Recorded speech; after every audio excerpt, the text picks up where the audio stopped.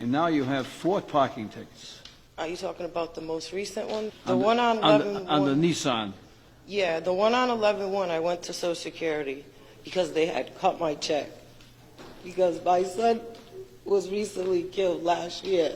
So they cut my check because he had owed money. Who? My son was killed March of last year, right? So I was his rep payee. So they took my money because he had owed money. So I had to go to Social Security to fix that matter. When I came out, I had a ticket.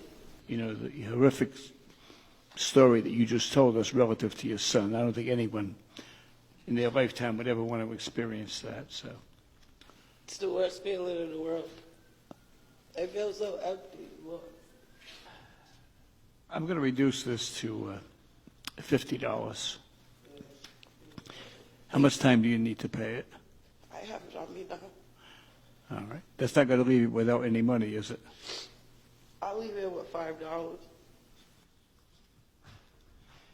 Thank you, Your Honor. I'm not going to leave you with $5. I'm not going to leave you. I'm going to dismiss everything.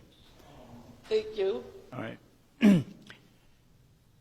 With our best wishes and hope that things turn around good for you. Okay. Thank you, Your Good luck to you.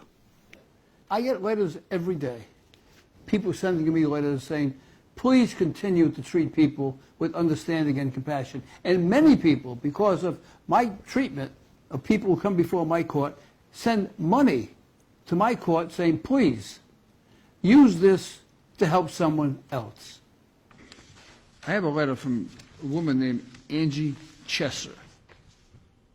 And she said, I got a small bonus from where I work, and I would like to donate $100 to help somebody else. And she actually sent cash. So we're going to use this to help pay for your fine. What do you say about that? I'm speechless.